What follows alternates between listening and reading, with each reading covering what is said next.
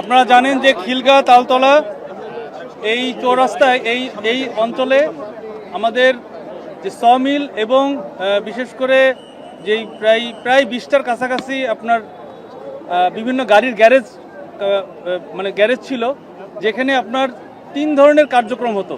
যেমন মেরামতের কার্যক্রম হতো, ডেন্টিং পেন্টিংয়ের কার্যক্রম হতো, ইঞ্জিনের কাজ হতো আর পেন্টিংয়ের কাজ হতো। এখানে আপনার যে ধরনের দ্রব্যাদি যেমন ছিল, অক্সি অ্যাসিটিলিন শিখা ছিল যেটাতে মেরামতের কাজ হয়, থিনার পেইন্ট ছিল যেটা দিয়ে পেন্টিংয়ের কাজ হয়, অথবা বিভিন্ন এছাড়াও আপনার বিভিন্ন সিলিন্ডার ছিল।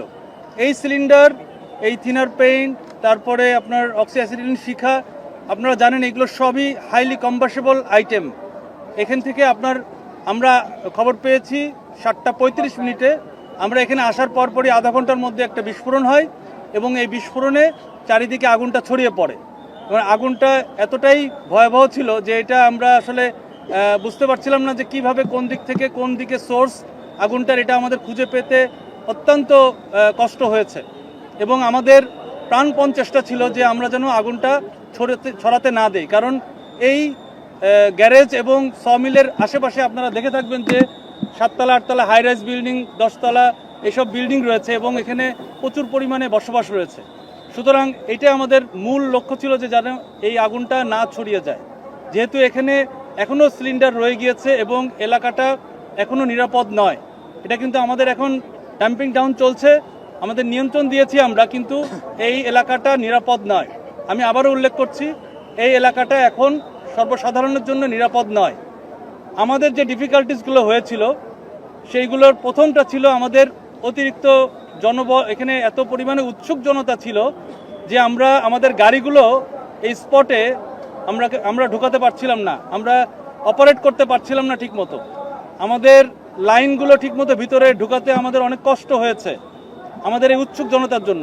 আমরা বুঝি আমাদের সবই দরকার আছে, কিন্তু এখানে উৎসুক জনতাটা একটু বেশিই ছিল, বেশি পরিমাণে থাকার কারণে আমাদের অত্যন্ত বেগ পেতে হয়েছে। এখানে আল্লাহর কাছে অশেষ রহমত যে এখানে বড় ধরনের আর কোনো বিস্ফোরণ ঘটে নাই। এখনও যে ঘটবে কিনা আমি জানি না, কারণ এখনও আমাদের কার্যক্রম চলছে। একটু একটু করে আপনারা উল্টো দিকে তাকালে বুঝতে পারবেন কিভাবে এখনও ধোঁয়া চলছে।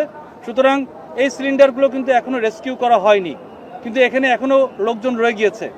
এখানে সেনাবাহিনী, পুলিশ, র্যাব সবাই চেষ্টা করছেন, কিন্তু আসলে উৎসুক জনতা সরানো যাচ্ছে না। এটা আমাদের একটা অত্যন্ত চিন্তার বিষয় এবং সবাইকে বলা হচ্ছে যে সিলিন্ডার রয়েছে, সিলিন্ডার বিস্ফোরণ হতে পারে, আপনারা দয়া করে সরে যান, কিন্তু কেউই কোনো ভ্রুক্ষেপ করছেন না। এইটা একটা বড় চিন্তার বিষয় এবং এখনও চিন্তার বিষয় যে এখনও ভিতরে লোকজন রয়ে গিয়েছে।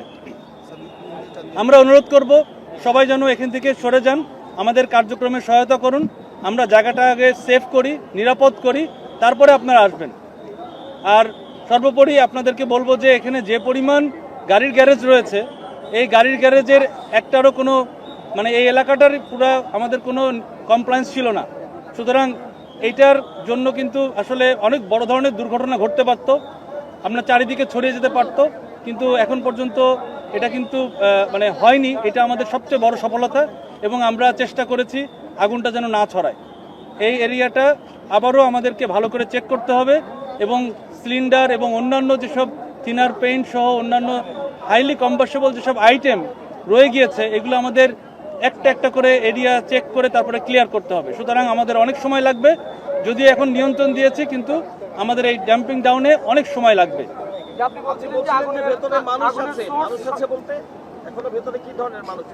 মানুষ বলতে বলছি যে এখানে যারা দোকানদার এবং যারা কর্মী রয়েছেন তারা এখনো রয়েছেন।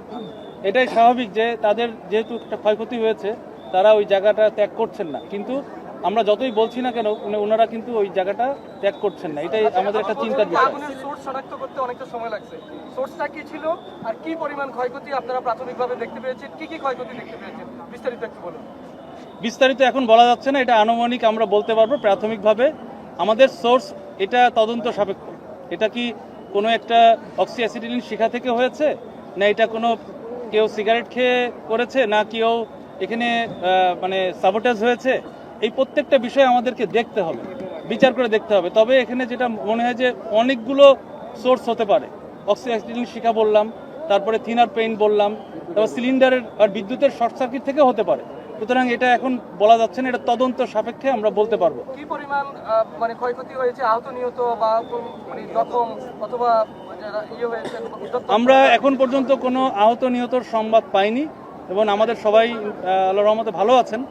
এখন পর্যন্ত কোনো এরকম সংবাদ পাইনি। তবে ক্ষয়ক্ষতির পরিমাণটাও একটু আমাদের বিবেচনা করে বলতে হবে, কারণ এখানে কিন্তু একটা দোকানের ভিতরে বেসিক্যালি 2-3টা করে দোকান আমরা যেটা দেখতে পেলাম।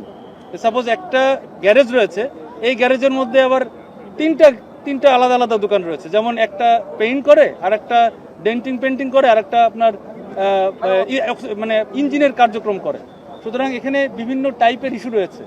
আমরা হয়তো দেখতে পাচ্ছি 5টা দোকান, আসলে এটা 5টা দোকান না, এটা 15টা দোকান হতে পারে। আচ্ছা, আপনারা খোলা চোখে যে 5টা দোকান দেখতে পাচ্ছেন, এইভাবে কি বলতে পারেন কিনা যে বড় মাপে কয়টি দোকান পড়েছে? এটা আনুমানিক আমরা যেটা বুঝছি যে খোলা চোখে যে এটা আনুমানিক 20টা দোকান পড়েছে, আর ওদিকে সমিল 2টা পড়েছে, এটা আমরা বুঝতে পারছি। যদিও সমিল আরোগুলো অক্ষত রয়েছে, তবে 2টা সমিল এখনো ধোয়া রয়েছে। এবং কয়টি সিলিন্ডার বিস্ফোরণের শব্দ আপনারা পেয়েছেন আসার পর থেকে? আমরা এখানে পৌঁছেছি 7:35-এ। 7:35-এ পৌঁছানোর পরই কিছুক্ষণ পরেই আমরা কেমিক্যালের ড্রাম হয়তো বাস্ট হয়েছে এরকম আমরা একটা বিস্ফোরণের আওয়াজ পেয়েছি, আর ওটার কারণেই আপনার চারিদিকে আগুন ছড়িয়ে পড়েছে। সর্বমোট কয়টি ইউনিট কাজ করেছে? এই পর্যন্ত আমরা 9টি ইউনিট কাজে লাগাতে পেরেছি, আর আমাদের 4টি ইউনিট এখানে চলে আসছে বাট কাজ করতে পারে নাই। 9টি ইউনিটে আমরা আগুন নিয়ন্ত্রণ দিয়েছি 2 ঘন্টার মধ্যে। ওকে ভাই, আপনার পুরো নাম এবং পরিচয়টা একটু বলেন। আমি director operation lieutenant colonel Tajul Islam Chowdhury. Thank you.